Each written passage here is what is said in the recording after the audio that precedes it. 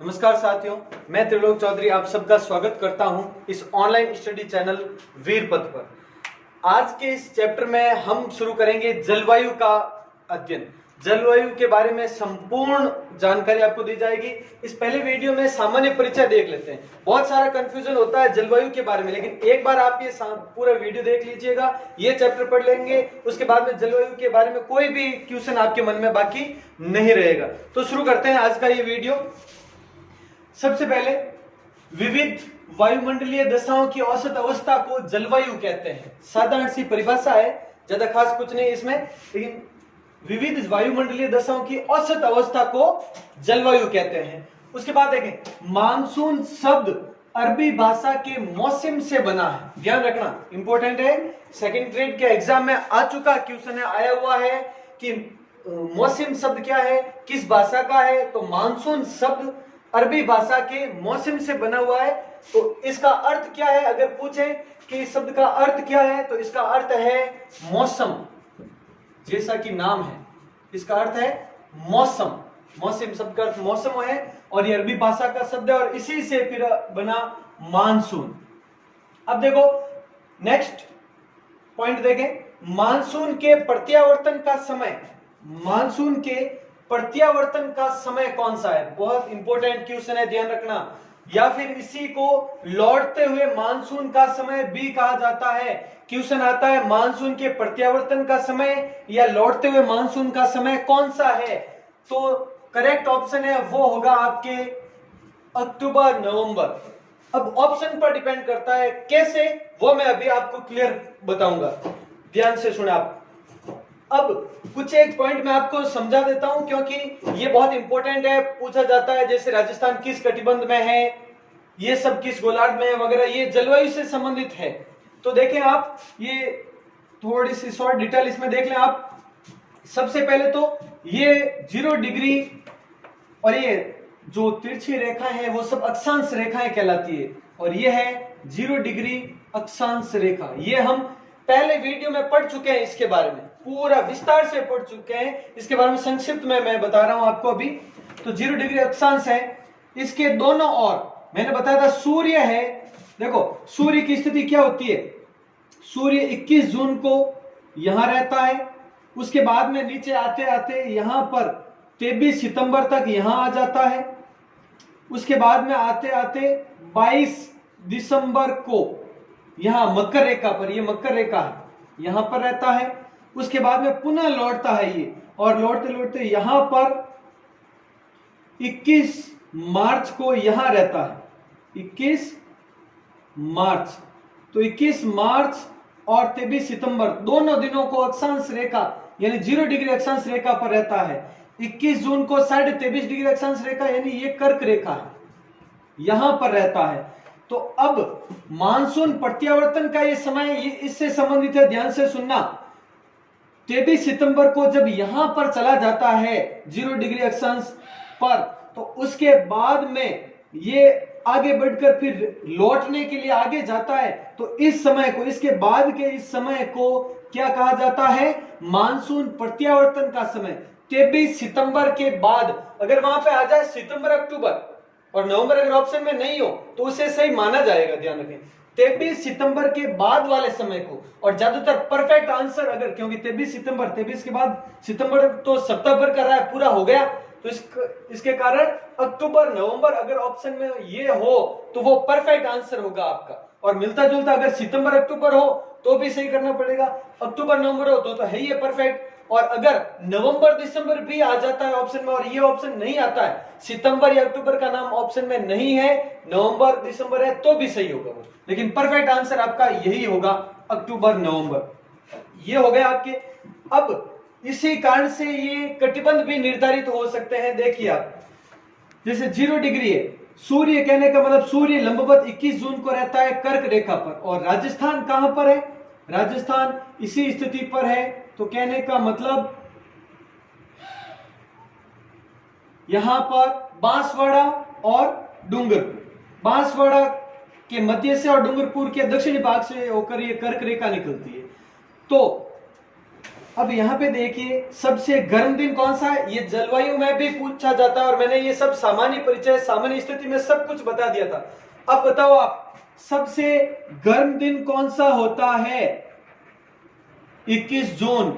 सबसे लंबा दिन कौन सा होता है, 21 जून।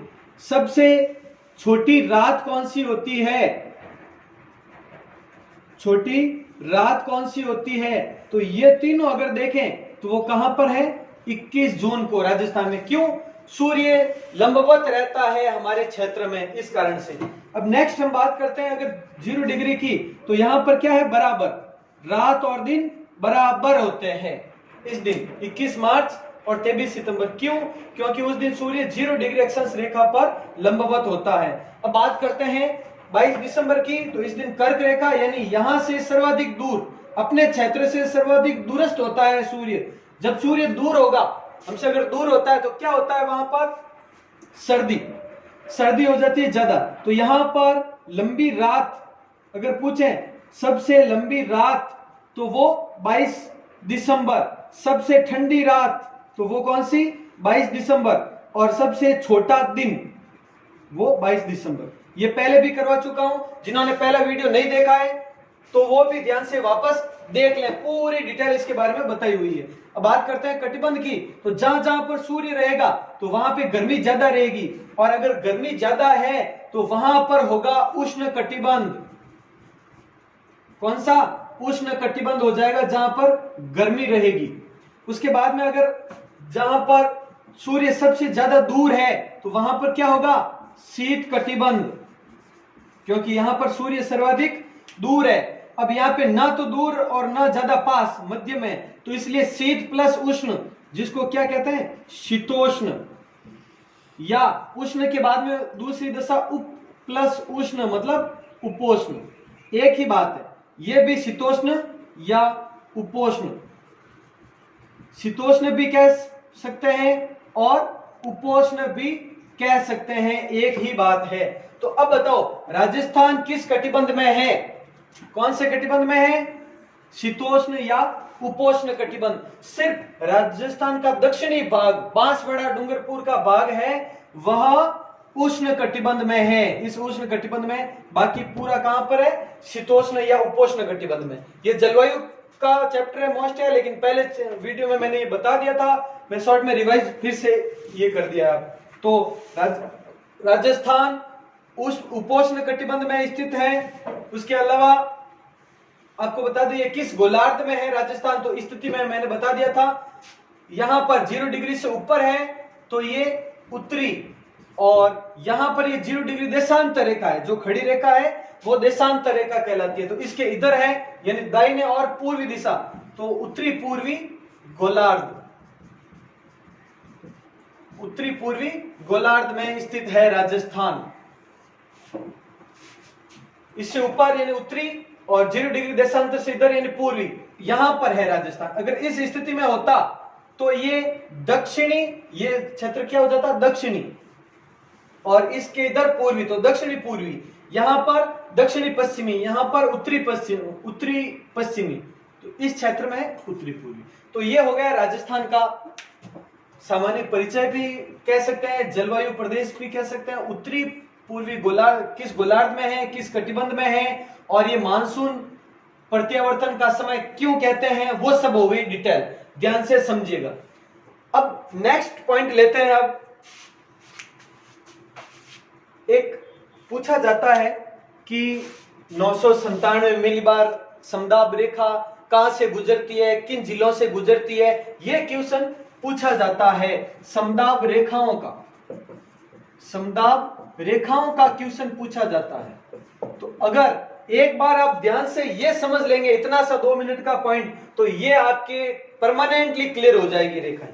कैसे, पहले सिर्फ इन पर ध्यान दें।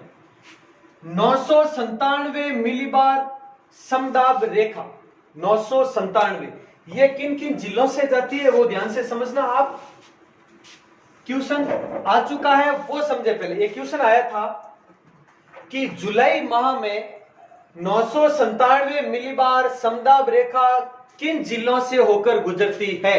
वहां पे ऑप्शन दिए हुए थे आपके 4 अलग अलग जिलों के क्रम के। अब देखना आप जुलाई की जगह पर अगर सर्दी में आ जाए कि सर्दी में ये 997 मिलीबार रहेगा तो भी वही है, ध्यान रखना। तो फिलहाल इनके बारे में समझे आप। 997 इसके लिए देखिए आप यहां पर कौन सा जिला है, मैंने ये लाइन कर दिया है, बस आपको माइंड में ये लाइन रखनी है याद। तो जिले यहां पर कौन कौन से जिला आएंगे रास्ते में आपको अपने आप पता चल जाएगा। तो देखिए आप जैसलमेर, पहला जिला जैसलमेर, दूसरा जिला बीकानेर और तीसरा जिला गंगानगर। ये हो गए तीनों जिले, जैसलमेर, बीकानेर और गंगानगर। तो 997 मिलीबार रेखा जैसलमेर, बीकानेर, गंगानगर से होकर गुजरती है। ट्रिक के हिसाब से अगर समझे तो वो भी देख लें, अलग अलग जगह पर है। इस तरह से इसका बी पहले ले लें, जे, बीजे, बीजे गंगा, ये ट्रिक कह सकते हैं। कौन सी? बी यानी बीकानेर, जे यानी जैसलमेर, गंगा यानी गंगानगर, बीजे गंगा। तो ये इसकी ट्रिक हो गई, बीजे गंगा 997 मिलीबार। क्लियर? देखो अब आगे, फिलहाल सिर्फ जो बता रहा हूं उसी पे ध्यान केंद्रित करो, बाकी ये छोड़ दो, ये अभी समझ में आ जाएगी दूसरी सभी। देखिए अब नेक्स्ट, अब बात करते हैं 998 मिलीबार। ये सब में ये शब्द है, ध्यान रखना, मिलीबार रेखा सब में, इन सब में ये मिलीबार रेखा सब में है। 998 मिलीबार रेखा किन जिलों से होकर गुजरती है? तो ध्यान रखना, यहां पर कौन सा जिला? बाड़मेर है, यहां पे बाड़मेर हो गया, जैसलमेर, बीकानेर है ये, तो यहां पर है बाड़मेर। फिर यहां पे कौन सा जिला? जोधपुर। यहां पे कौन सा है? नागौर। यहां पे कौन सा है? चूरू। और यहां पे है हनुमानगढ़ ऊपर।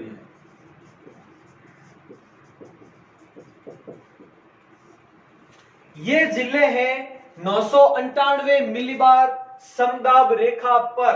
ध्यान रखें आप, 998 मिलीबार समदाब रेखा पर बाड़मेर, जोधपुर, नागौर, चूरू, हनुमानगढ़। तो ये हो गई रेखा 998। याद रखने के लिए शॉर्ट ट्रिक में ऐसा कह सकते, जैसे बा, एक एक शब्द ले लें, जो,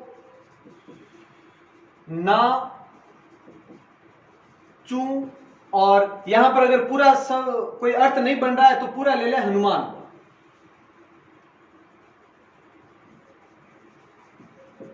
ये बाजो, नाचू, हनुमान, ये हो गया। मतलब ट्रिक का मतलब ये है कि आप एक शब्द से बाकी सबको जोड़ सकें। आप अपने हिसाब से ट्रिक बनाएं। अगर अपन ये जैसे है ये आसान बन गई, किसी भी शब्द अगर कोई डिफिकल्ट है तो अपने हिसाब से शुरुआती शब्द को जोड़कर देखें कोई अर्थपूर्ण शब्द बनता है कि नहीं। अगर बन जाता है तो वो ट्रिक हो गई बस, और ज्यादा इसमें खास कुछ नहीं है ट्रिक्स में। तो देखो, बाजो, नाचू, हनुमान, बाड़मेर, जोधपुर, नागौर, चूरू, हनुमानगढ़, बस हो गया 998। क्लियर? अब शुरू करते हैं 999 मिलीबार समदाब रेखा किन जिलों से होकर गुजरती है वगैरह, वो सब पॉइंट देखते हैं। 999 देखो, इसमें सबसे पहले जैसे बाड़मेर हो गया, अब बात करते हैं जालोर की। जालोर यहां पर है, यहां पर आ गया पाली, और यहां पर आ गया अजमेर,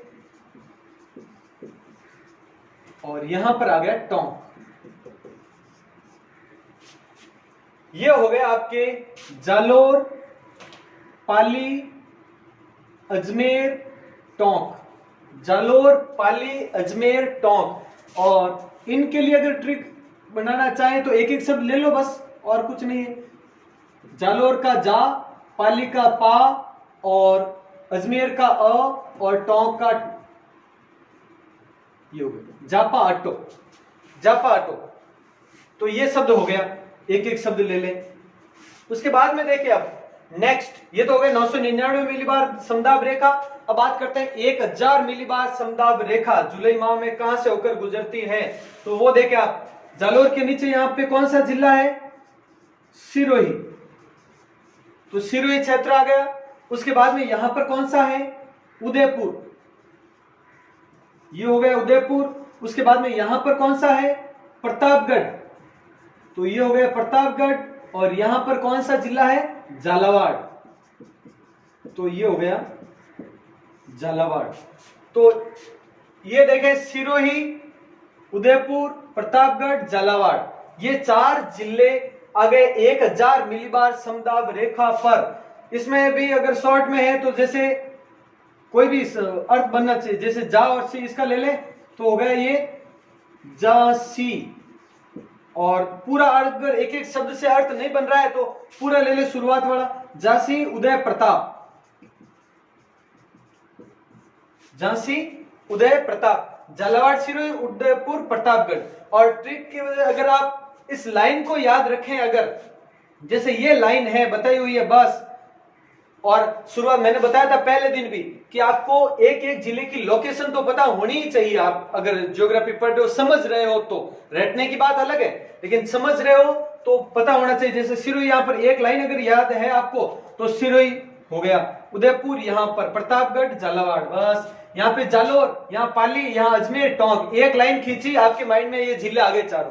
यहाँ पर ये लाइन खींची, बाड़मेर इधर है, जोधपुर इधर है, नागौर इधर है, चूरू है, हनुमानगढ़ है, बस यहाँ पे लाइन हुई कि जैसलमेर, बीकानेर और गंगानगर, ये क्षेत्र आ गए। तो इस हिसाब से आप समझ सकते हैं। तो ये होगी 997, 98, 99 और 1000।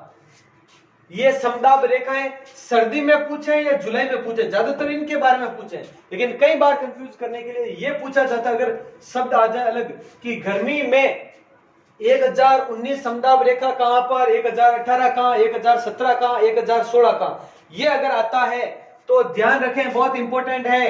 1019 मतलब यही है, यही जिले आप याद रख सकते हैं। लगभग 1019 मिलीबार समदाब रेखा गर्मी में, वही जो सर्दी में या जुलाई में 997 मिलीबार रेखा हुआ करती थी, सेम है। 1019 यानी 997, 1018 मतलब 998, 1017 999, 1016 1000, मतलब 997, 998, 999, 1000।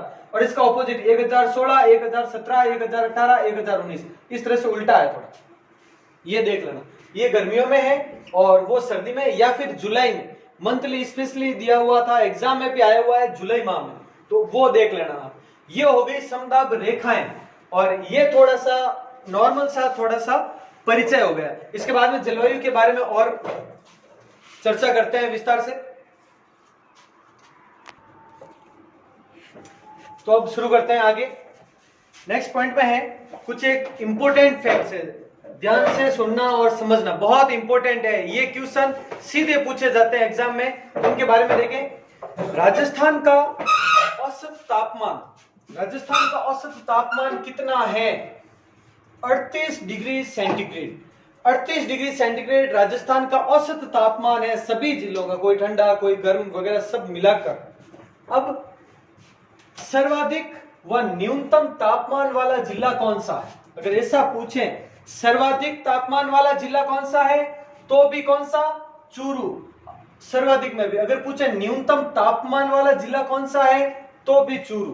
ध्यान रखना कैसे, क्योंकि सबसे गर्मियों में सबसे गर्म भी यही है और सर्दियों में सबसे ठंडा भी यही है, इसीलिए सबसे सर्वाधिक और न्यूनतम तापमान वाला जिला चूरू। अब देखो सर्वाधिक दैनिक तापांतर, यहां पर ये शब्द थोड़ा सा ध्यान से सुनना और समझना। तापांतर क्या है? ताप में अंतर, और दैनिक का शब्द है हमेशा ताप में अंतर, मतलब रात और दिन में अंतर। जैसे रात ठंडी होती है अक्सर और दिन गर्म होता है, तो रात और दिन के तापमान में भी अंतर, वो होता है दैनिक तापांतर। दैनिक तापांतर सर्वाधिक कहां पर है? जैसलमेर। ध्यान रखना, दैनिक तापांतर सर्वाधिक जैसलमेर में है और सर्वाधिक वार्षिक तापांतर चूरू में है। वार्षिक तापांतर का अर्थ पूरे वर्ष भर के ताप में अंतर, यानी सर्दियों में सर्दी ज्यादा, गर्मियों में गर्मी ज्यादा। ये देखा जाए अगर तो सर्वाधिक वार्षिक तापांतर, ताप में अंतर, पूरे वर्ष का तापमान में अंतर देखे तो चूरू है, वह सर्वाधिक वार्षिक तापांतर और दैनिक जैसलमेर। जैसलमेर में ज्यादा रेत है और रेत आपको पता होगा सूर्य की गर्मी पड़ते ही हाथों हाथ गर्म हो जाती है वो, और तापमान बढ़ जाता है, और जैसे ही ठंडी होती है तो रेत सबसे ठंडी भी हो जाती है। तो दैनिक तापांतर जैसलमेर और वार्षिक तापांतर सर्वाधिक चूरू। अब देखो न्यूनतम दैनिक एवं वार्षिक तापांतर, ये तो सर्वाधिक है देखो, और न्यूनतम दैनिक और वार्षिक तापांतर दोनों डूंगरपुर में है। चाहे वो न्यूनतम हो, न्यूनतम दैनिक तापमान हो या फिर वार्षिक तापमान हो, तापांतर से दैनिक तापांतर वार्षिक तापांतर न्यूनतम कहां पर? डूंगरपुर में। ये हो गए इंपॉर्टेंट फैक्ट्स है, ध्यान रखना। वार्षिक वाष्पीकरण की सर्वाधिक दर, वाष्पीकरण कहो या वाष्पोत्सर्जन कहो, तो वाष्पीकरण या वाष्पोत्सर्जन की सर्वाधिक दर कहां पर है? जैसलमेर में। एक चीज ध्यान रखना आप इधर इस समय, जो जून लिखा है मैंने, ऐसा नहीं है कि वो जैसलमेर में सिर्फ जून में ही है, जून में तो सर्वाधिक है ही है, अन्य महीनों में भी वाष्पीकरण की सर्वाधिक दर जैसलमेर में ही है। यहां पर मैं ये कह रहा हूं कि अगर आपसे पूछा जाए, ऑप्शन में जिले दे दें, ध्यान से समझा, अगर ऑप्शन में जिले दे दें कि वाष्पीकरण की सर्वाधिक दर किस जिले में है, तो वहां पे जैसलमेर ऑप्शन में आते ही जैसलमेर को करेक्ट करना है, वाष्पीकरण की सर्वाधिक दर। लेकिन वहां पे ऑप्शन में मंथ्स दे दे, महीने, महीनों के नाम दे कि वाष्पीकरण की सर्वाधिक दर किस महीने में है, तो जून करना है आपको। जून में वाष्पीकरण की सर्वाधिक दर रहती है, चाहे वो कोई भी जिला हो, सभी जगह पर जून में सर्वाधिक रहती है। अब बात करते हैं वाष्पीकरण की न्यूनतम दर, तो न्यूनतम दर बांसवाड़ा डूंगरपुर, कई जगह पर बांसवाड़ा को करेक्ट बताया गया है, कई जगह पर डूंगरपुर को करेक्ट बताया गया है। ऑप्शन के आधार पर हमें तय करना है, ध्यान रखना, बांसवाड़ा डूंगरपुर, ज्यादातर डूंगरपुर को भी कोई मानते हैं, ध्यान रखना। अब यही बात है कि वाष्पीकरण की न्यूनतम दर किस महीने में है, अगर मंथ आए तो ध्यान रखना वो कौन सा है? दिसंबर। दिसंबर में सबसे कम वाष्पीकरण की दर रहती है, दिसंबर, ध्यान रखना, और सबसे ज्यादा जून, जिले में जैसलमेर, डूंगरपुर या बांसवाड़ा। अब बात करते हैं नेक्स्ट, सर्वाधिक आर्द्र जिला कौन सा है? तो सर्वाधिक आर्द्र जिला या सर्वाधिक वर्षा, आर्द्र जिला है यानी वर्षा है, गीला है मतलब वर्षा होगी वहां, तो सर्वाधिक आर्द्र जिला पूछे या सर्वाधिक वर्षा वाला जिला पूछे, एक ही बात है, वो है झालावाड़। सर्वाधिक आर्द्र जिला या वर्षा कहां पर होती है? झालावाड़। और सर्वाधिक वर्षा किस महीने में होती है? सर्वाधिक आर्द्र महीना कौन सा है, अगर ये पूछें तो अगस्त महीने, अगस्त महीने में सर्वाधिक वर्षा होती है, और अगस्त महीना सबसे आर्द्र महीना होता है। क्यों? आपको पता होगा जुलाई में बारिश शुरू होती है, जून के लास्ट, और जुलाई में जब हमारी स्कूलें वगैरह खुलती है, जुलाई में हमारे यहाँ पे सेशन में, तो वहां पर बारिश कम होते होते जब अगस्त आता है तो अगस्त में बारिश ज्यादा होती है। कॉमन सेंस की बात है, तो ऐसे भी समझ सकते हैं हम। 15 अगस्त टाइम, ज्यादातर 15 अगस्त टाइम में आयोडिज रहेगा, आपने दिया नहीं, तो अगस्त महीने में सर्वाधिक वर्षा होती है, और झालावाड़ में न्यूनतम आर्द्र जिला और न्यूनतम वर्षा कहां पर? तो न्यूनतम आर्द्र जिला जैसलमेर है। अगर ऐसा पूछें, न्यूनतम आर्द्र जिला की जगह पर अगर ये दे दें कि सर्वाधिक शुष्क जिला कौन सा है, सर्वाधिक शुष्क जिला कौन सा है, ये दे दें, तो भी वही बात, आर्द्र नहीं है मतलब शुष्क है, तो न्यूनतम आर्द्र जिला पूछे तो जैसलमेर, और ये इधर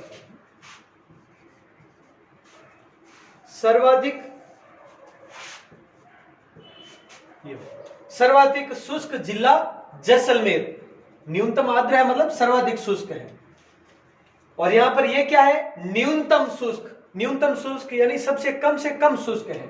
ये भी घुमा फिरा के प्रश्न पूछे तो भी ध्यान रखना आप, शुष्क और आर्द्र ऑपोजिट एक दूसरे के। तो अब बात करते हैं सर्वाधिक आर्द्र क्षेत्र, ये तो हो गया जिला, आर्द्र क्षेत्र कौन सा, ये भी कई बार पूछा गया है। तो बारिश सबसे ज्यादा राजस्थान में माउंट आबू में होती है, इसीलिए उसे राजस्थान का बरखोयांशक भी कहते हैं। तो देखो सर्वाधिक आर्द्र क्षेत्र है वो माउंट आबू है, सिरोही का, और न्यूनतम आर्द्र क्षेत्र जोधपुर का फलोदी, जोधपुर की फलोदी तहसील है, वो न्यूनतम आर्द्र क्षेत्र है। मतलब सर्वाधिक शुष्क क्षेत्र पूछें तो फलोदी, और सर्वाधिक शुष्क जिला पूछे तो जैसलमेर न्यूनतम आर्द्र है, मतलब सर्वाधिक शुष्क होगा।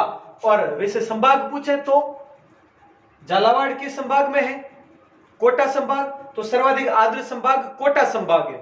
और जैसलमेर के संभाग में, जोधपुर संभाग में, तो न्यूनतम आर्द्र संभाग जोधपुर है या सर्वाधिक शुष्क संभाग जोधपुर है, यह भी ध्यान रखना आप। अब सर्वाधिक आंधियां गंगानगर और न्यूनतम आंधियां चलती है झालावाड़ में। यहां पर ये औसत लगभग 27 दिन आंधियां चलती है और यहां पर औसतन मात्र 3 दिन आंधियां चलती है झालावाड़ में। झालावाड़ में बारिश ज्यादा होती है तो आंधियां कम ही चलेगी, ऑब्वियसली पता होगा सबको। तो ये चीज है, बहुत ही महत्वपूर्ण पॉइंट है, एक पॉइंट है, वो किसी न किसी एग्जाम में पूछा गया प्रश्न है और आने वाले एग्जाम के लिए भी बहुत महत्वपूर्ण है। किसी भी एग्जाम में घुमा फिरा के क्वेश्चन पूछे जाएंगे, रिपीट करके ध्यान से देख लेना आप ये पॉइंट। अब बात करते हैं ये सभी, इन सबको मापने वाले यंत्र, कुछ एक प्रमुख जो जलवायु से संबंधित इंपॉर्टेंट है उनके बारे में मैं आपको बता रहा हूं, अब ध्यान से सुने आप। तापमान मापी यंत्र, यानी तापमान को मापने वाला यंत्र कौन सा है, तो वो कौन सा हो गया, थर्मामीटर। क्वेश्चन इनमें से 3-4 तो राजस्थान पुलिस कांस्टेबल में आ चुके हैं और अन्य सभी रीट है, सेकंड ग्रेड, फर्स्ट ग्रेड, सभी अलग अलग एग्जाम्स में, एलडीसी में भी इनमें से पूछे गए हैं, तो ध्यान से सुनना। तो जैसे कि ये सिस्मोग्राफ वाला कांस्टेबल में आया था पिछली बार भी, ये सब आते हैं। तापमान मापी यंत्र थर्मामीटर कहलाता है। वायुदाब मापने वाला यंत्र क्या कहलाता है, बैरोमीटर। वायुदाब मापने वाला बैरोमीटर, तापमान वाला थर्मामीटर। वाष्पोत्सर्जन कहें या वाष्पीकरण कहें, एक ही बात है, ध्यान रखना। तो वाष्पोत्सर्जन मापने वाला यंत्र ओटोमीटर, ध्यान रखना, ओटोमीटर। उसके बाद आर्द्रता मापने वाला यंत्र, देखो ये सभी जो हमारे लिए आवश्यक है, तापमान मापने वाला यंत्र हो गया, वायुदाब मापने वाला यंत्र हो गया, वाष्पीकरण या वाष्पोत्सर्जन मापने वाला हो गया, आर्द्रता मापने वाला हो गया हाइग्रोमीटर। आर्द्रता मापने वाला यंत्र हाइग्रोमीटर कहलाता है। समुद्र की गहराई मापने का यंत्र फेदोमीटर। समुद्र की गहराई मापने का यंत्र कौन सा है, फेदोमीटर कहलाता है। और भूकंप की तीव्रता मापने वाला यंत्र, दोनों करेक्ट है, ध्यान रखना। सिस्मोग्राफ ऑप्शन में हो तो ये भी सही है, और रिक्टर, ध्यान री आधा क है और टर, रिक्टर स्केल या रिक्टर मापी, तो रिक्टर स्केल या रिक्टर मापी और सिस्मोग्राफ, ये दोनों ही भूकंप की तीव्रता मापने वाले यंत्र है। ये कुछ एक प्रमुख यंत्र, वैसे खूब सारे अनंत है, लेकिन जो प्रमुख है अभी जो हमने पढ़े हैं तापमान वगैरह, तो इनके लिए जो महत्वपूर्ण वो। अब देखो राजस्थान, सीधा एक सरल सा क्वेश्चन है, राजस्थान में किस प्रकार की जलवायु है, राजस्थान में किस प्रकार की जलवायु है, विषम जलवायु, ध्यान रखना। राजस्थान विषम जलवायु वाला प्रदेश है, परंतु एकमात्र सम जलवायु, एकमात्र जिला है जहां पर सम जलवायु पाई जाती है। विषम और सम पता होगा सबको, विषम का मतलब असमान, सभी क्षेत्रों पर असमान जलवायु है यहां पर, लेकिन एकमात्र जिला उदयपुर है जहां पर सम जलवायु पाई जाती है, ध्यान रखना, समान जलवायु पाई जाती है उदयपुर में। बाकी पूरा राजस्थान है वो विषम जलवायु में, इंपॉर्टेंट पॉइंट है इसलिए अलग से लिखा है। एक राजस्थान में मौसम की सौर वेधशाला कहां पर है, जंतर मंतर जयपुर में है। अब कुछ एक प्रमुख पॉइंट, हवाएं वगैरह है, जो विभिन्न प्रकार की हवाएं हैं राजस्थान में चलने वाली, उनके बारे में थोड़ा सा पॉइंट और कर लेते हैं। ये स्क्रीनशॉट ले ले और नोटबुक में नोट कर लें आप इसे।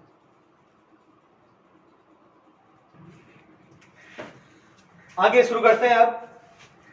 वज्र तूफान, वज्र तूफान किसे कहा जाता है, क्या है वो देखो। जून जुलाई माह में, पहला पॉइंट तो ये है, जून जुलाई माह में दक्षिण पूर्वी क्षेत्रों में एक विशेष तूफान आता है तेज हवाओं के साथ में, जिसे वज्र तूफान कहते हैं। ये सर्वाधिक झालावाड़ और जयपुर में आते हैं। एक बार क्वेश्चन आया हुआ था इसलिए ये पॉइंट पूरा किया है वज्र तूफान के बारे में। झालावाड़ व जयपुर में सर्वाधिक है और न्यूनतम बाड़मेर बीकानेर, मतलब झालावाड़ साइड जो कि दक्षिण पूर्वी भाग है राजस्थान का, और जयपुर, इन दो जिलों में सर्वाधिक है। और जो पश्चिमी जिले हैं, पश्चिमी क्षेत्र में वज्र तूफान का प्रभाव नहीं है, तो ये ध्यान रखना आप, सर्वाधिक व न्यूनतम वज्र तूफान। अब बात करते हैं नेक्स्ट, पौष माह में यानी पो महीनों जो सर्दियों में आता है, पौष माह में चलने वाली हवाएं कौन सी? सिली। ये सिली है, वो पौष माह में यानी सर्दियों में चलने वाली हवाएं कौन सी कहलाती है? सिली हवा। सिली हवा एक बार गया। अब देखो आगे, ज्येष्ठ माह में यानी गर्मियों में, ज्येष्ठ माह में चलने वाली हवाएं क्या कहलाती है? तवा। आप अंदाजा लगा सकते हैं आप, तवा कैसा होता है? गर्म ऑब्वियसली। तो क्या होगा? ज्येष्ठ माह में यानी गर्मियों में चलने वाली हवाएं क्या है? तवा। और सर्दियों में सिली। वाष्प कणों के साथ में चलने वाली हवा, वाष्प कण यानी आप ओ है या करे जी, थोड़ी नमी रहती है। वाष्प कण यानी नमी रहती है जिन हवाओं में, जाला बाजे तो जाला कहते हैं इसको। भयंकर आवाज के साथ में तेज गति के साथ आने वाली हवाएं वो अरडाव कहलाती है। अरडाव अब अपन बस हम कह सका हड़ाटा करती जा रही है, ठीक है?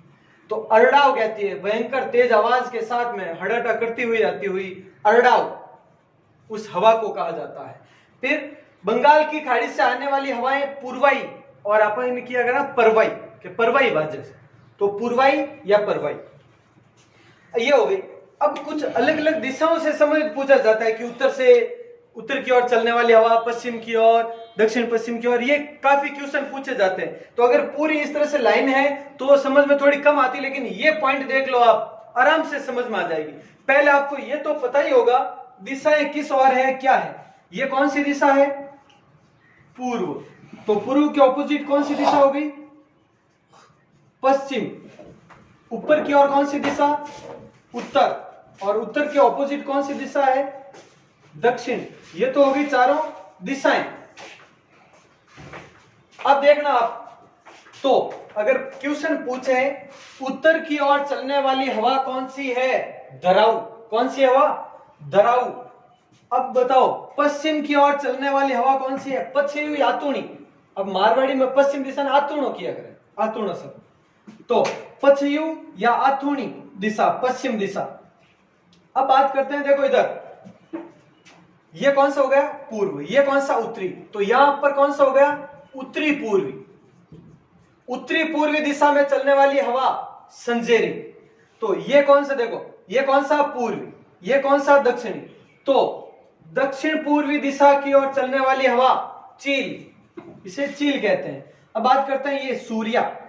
तो यहां पर कौन सा? उत्तर। और यहां पर पश्चिम। तो उत्तर पश्चिम दिशा की ओर चलने वाली हवा सूर्या। पूर्य बादल की अगर अपन तो सूर्या। यहां पर समुद्री, समुद्री यानी ये पश्चिम ये दक्षिण। तो ये कौन सा? दक्षिण पश्चिम दिशा वाली हवा कौन सी है? समुद्री। ये प्रमुख हवाएं जो विभिन्न दिशाओं में चलती है। इस तरीके से आप रफ कॉपी में ये निशान बनाकर याद कर लें, 2 बार लिखे आराम से याद हो जाएगा, कोई प्रॉब्लम वाली बात नहीं रहेगी। ये रटने से याद नहीं होगी, ध्यान रखना आप। इस तरीके से देख लें आप। तो ये हो गई दिशा, स्क्रीनशॉट ले लें और आराम से लिख लें इनके बारे में। अब आपने जो कल टेस्ट दिया था भौतिक प्रदेशों का, आप सबने बहुत शानदार उत्साह से टेस्ट दिया, बहुत बहुत धन्यवाद आपका। अब अगला टेस्ट है, ध्यान से सुने आप। आज जलवायु प्रदेश शुरू हुए हैं। आज के लिए इतना ही। कल के चैप्टर में हम जलवायु प्रदेशों के बारे में पढ़ेंगे। ये जलवायु की सामान्य जानकारी हो गई कंप्लीट आपके माइंड में। अब कल हम जलवायु प्रदेशों के बारे में अध्ययन करेंगे। तो इससे पहले मैं आपको पहले से ही बता दूं कि 14 तारीख तक, अगले यानी आज से में 5 दिनों तक जलवायु और मिट्टियां कंप्लीट हो जाएगी, एक एक पॉइंट, ये दोनों 5 वीडियोस में। तो 3 वीडियो जलवायु के बनेंगे और 2 मृदा के बनेंगे, तो 5 वीडियोस में। तो अगली 15 तारीख को, शुक्रवार को, 15 मई शुक्रवार को आपका तीसरा टेस्ट होगा। ध्यान रखें आप, तीसरा टेस्ट 11 बजे, वही टाइम रहेगा आपके। मैं पहले से ही बता दूं आपको, जितना हो सके आप सही टाइम पर दें। तो टेस्ट तीसरा भी 15 मई को शुक्रवार को होगा, इन दोनों को विषयों का। तो आप उसमें उत्साह से भाग लें, जैसे कि पिछले 2 टेस्टों से भाग लिया है। और जिन्होंने अभी तक सब्सक्राइब नहीं किया वो इस चैनल को सब्सक्राइब कर दें, वीडियोस को लाइक करें और ज्यादा से ज्यादा अपने फ्रेंड्स को शेयर करें और इस वीर पथ परिवार में आप सबको जोड़ें। जैसे आप जुड़े हुए हैं वैसे ही अन्य अपने फ्रेंड्स को भी जोड़ें जो स्टडी से लगातार लगे हुए हैं। तो आज के लिए इतना ही, मिलते हैं अगले वीडियो में। जय हिंद, जय भारत।